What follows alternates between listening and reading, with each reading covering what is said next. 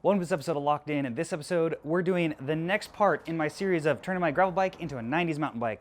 If you haven't seen this series yet, please make sure to go back and start from part 1. But as you can see here, this is my newly repainted Poseidon Redwood that we've been building on this mini series on my channel. And I'm in love with how this galaxy space splatter fade came out. And I can't be more excited to rebuild this thing. But we're not going to be rebuilding it with stock parts. Come on.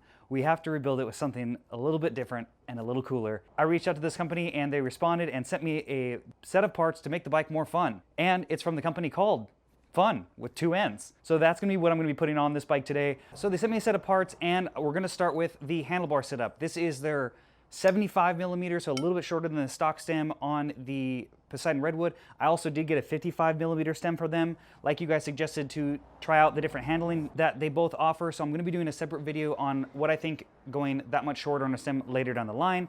But these are uncut at a 780 width, which honestly is kind of right where I think I would cut them if they even came in at 800. I'd probably cut them down.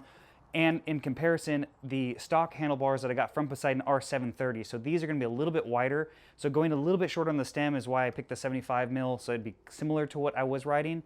But again, I have that 55 just in case. Then they send over their crankset, but this is going to be spec'd with a 32 front ring in a round compared to the oval I was running on the stock Poseidon crankset. The big thing with this is it is a little bit lighter than the stock crank, not by much, about 80 or 90 grams.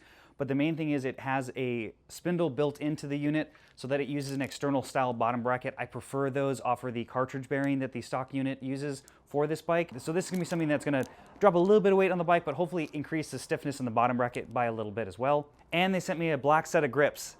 So the one thing I'm going to be doing to modify these already, even though they're brand new, is they do come stock with a red lock ring because these are a double locking grip, which I really did want for these. The stock grips tend to move around a little bit. So I'm going to be scuffing these down and painting these. Hopefully it sticks. We'll see what happens. But you know that obviously everything on this bike has got to match the color scheme. So I'm going to be painting these in the purple color that I used on this bike. So I'm not sure if the bike's going to be fully completed in this video. So make sure to turn notifications on and subscribe to the channel if you haven't already.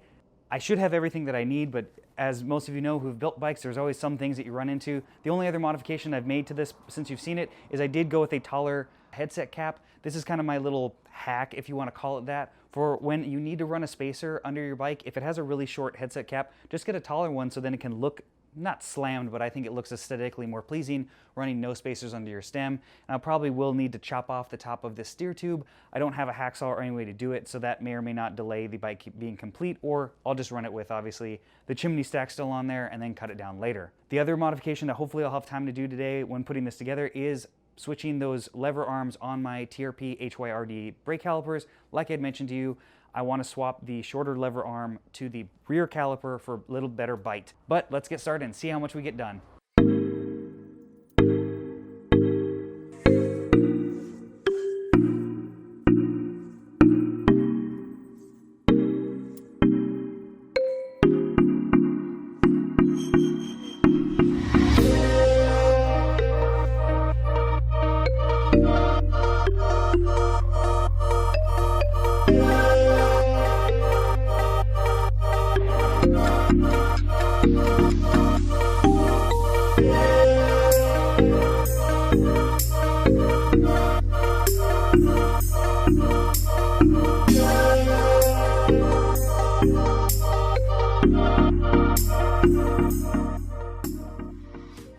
All right, well, as you can see here, the bike is looking killer, and I am so excited with the progress we made today, but we cannot finish it in this video.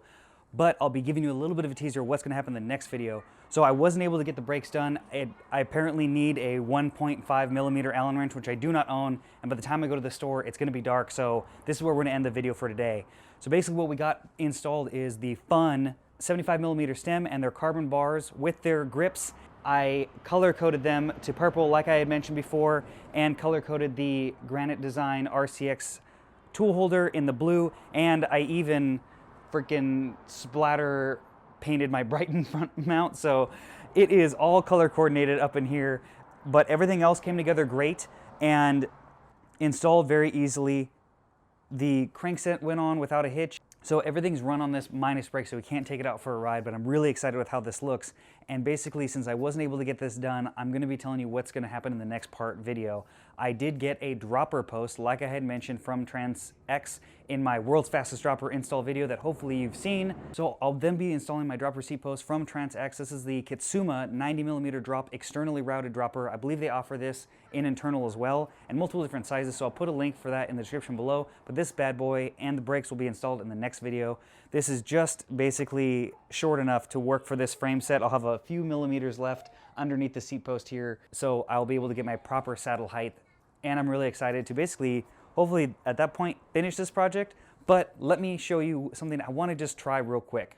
All right, so as you can see here, I'm installing my 950 Zito cassette on my scribe wheels, which obviously was from my Warhawk, and I want to just see, can a 50 tooth work for this natively? And with honestly no adjustment, it works and it clears, and I am so excited that that works for this bike. So I think what I'm actually going to do is, if you watch my live stream of my top favorite products of 2020, one of them is the 12-speed ratio conversion kit, and I'm going to be installing that on my Warhawk. So I have this spare 11-speed cassette I'm not going to use. So I think what I'm going to end up doing is trying to basically adjust the limits out so I don't use the 9-tooth, but basically use it as a 11 to 50 10-speed out of an 11-speed cassette. So I'll be putting that in a future video once I have the 12-speed conversion done and have that cassette left over. So I'll be adding that to this series as well. So if you find a really good deal, let's say on a wide range 11-speed, and you have 10-speed Advent X, you can use that, because honestly, it's a lot easier to find 11-speed wide range cassettes than it is 10, in my opinion. So this might be a great budget hack for you if you're looking to expand the range on your bike. And that's going to wrap up this part of my gravel bike into a 90s mountain bike. I hope you're all enjoying that. Please make sure to subscribe to the channel if you haven't already. Hit that thumbs up. It really does help out the channel. You can follow me on Facebook and Instagram, as well as you can support Locked In via my Spreadshirt and Pateron. Links for all those things are in the description below. And lastly, thanks for watching this episode of Locked In. Let's get locked in today. Like tutorials and quick and fix tips.